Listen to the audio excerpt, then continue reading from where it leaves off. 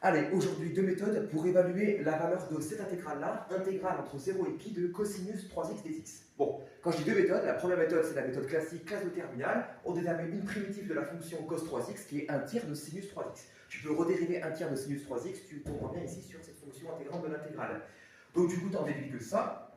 La primitive ici, c'est un tiers de sinus de 3x entre 0 et pi. D'accord? Donc ça, c'est quoi? C'est un tiers de sinus de 3pi moins un tiers de sinus de 3 fois 0, autant me dire 0.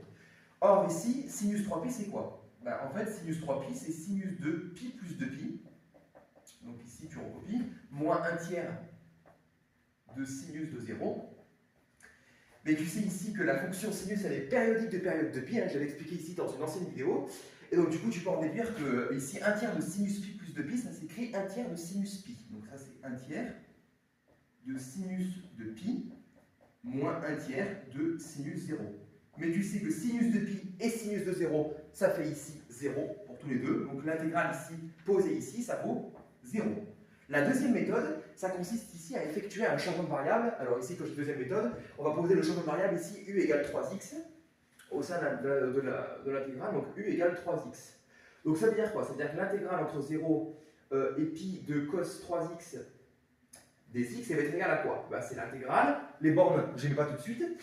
Tiens, je les mets tout de suite, comme ça va être fait. Donc ici, u il vaut 3x. Là, c'est l'intégrale avec la variable x. Tu veux transformer avec l'intégrale avec la variable u. Mais tu sais que u, c'est 3x. Donc là, finalement, par transformation, tu obtiens l'intégrale entre 3 fois 0 qui vaut 0 et 3pi. Comme ça, là, ici, tu vois, c'est pour ton x, ici, ça vaut pi. Donc u, ça vaut 3 fois pi, tu vois.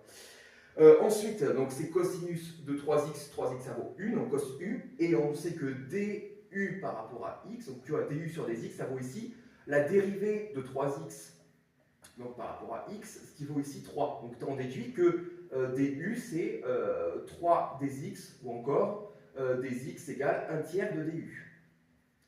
C'est ça qui va nous intéresser, parce que dx, tu vas le remplacer ici par quelque chose en u, donc ici ça va être 1 tiers de du. Par linéarité, tu peux sortir le 1 tiers devant l'intégrale, ça te fait 1 tiers de l'intégrale entre 0 et 3pi de cosinus de u du.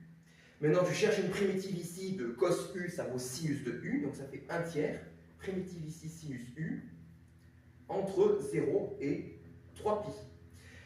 Donc ça va s'écrire 1 tiers facteur de sinus de 3pi moins sinus de 0.